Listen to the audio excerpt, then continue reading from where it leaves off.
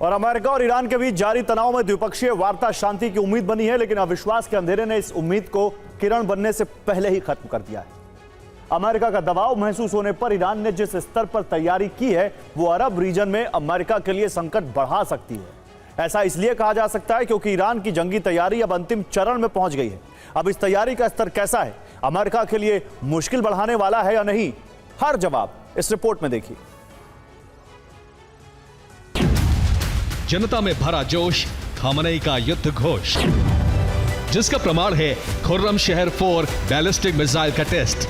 Iran की missile city में बढ़ी हलचल, तेहरान के चौक पर सजी क्रूज मिसाइल और समुद्र में अमेरिकी बेड़े के खिलाफ तैनाती। सैटेलाइट तस्वीरों से पता चलता है कि इस्फहान न्यूक्लियर सेंटर के बाद ईरान ने नातांज परमाणु केंद्र की सुरक्षा भी पुख्ता कर ली है। ईरान ने अपने न्यूक्लियर सेंटर एंट्रेंस मिट्टी से ढक दिए हैं, लेकिन इसके लिए सीक्रेट एंट्रेंस भी तैयार कर लिए हैं, जहां अंडरग्राउंड फैसिलिटी को आयरन और कंक्रीट की लेयर से मजबूत किया गया है और सीक्रेट एजेंट से ही परमाणु संवर्धन हॉल तक पहुंचा जा रहा है।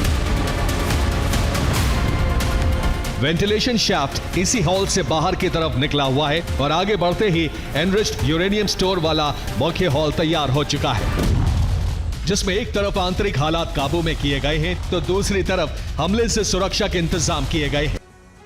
और समुद्री मोर्चे पर ईरान ने कई एंटी-शिप मिसाइलों को सक्रिय कर दिया है, जिसमें जफर मिसाइल 25 किलोमीटर की जद में एयरक्राफ्ट से लॉन्च के लिए तैयार है।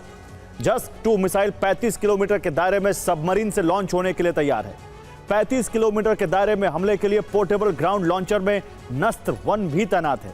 यही नहीं, 35 किलोमीटर के दायरे में ही वेसल से लॉन्च होने वाली नस्त्र पर बशीर भी रेडी है। नस्त्र ए बशीर। इधर 120 से 170 किलोमीटर के दायरे में हमले के लिए पोर्टेबल लॉन्चर में नूर मिसाइल तैयार है। 300 किलोमीटर रेंज वाली कादिर मिसाइल भी लॉन्च के लिए एयरक्राफ्ट में तैनात कर दी गई है। इसी रेंज की गदीर मिसाइल को भी नाव या हेलीकॉप्टर से लॉन्च के लिए सक्रिय कर दिया गया है। राद मिसाइल को भी 360 किलोमीटर की रेंज से हमले के लिए समुद्र के किनारे तैनात किया गया है और 1000 मीटर वाली 1000 किलोमीटर रेंज वाली अबू महदी मिसाइल को भी पोर्टेबल लॉन्चर में तैनात कर दिया गया है। दावा राफेल ग्रॉसी का है, जिसमें कहा गया है कि ईरान के पास बड़ी मात्रा में समृद्ध यूरेनियम है। इस समृद्ध यूरेनियम भंडार से ईरान 12 परमाणु हथियार बना सकता है और ये समृद्ध यूरेनियम ईरान के भूमिगत अड्डों में दबा हुआ है।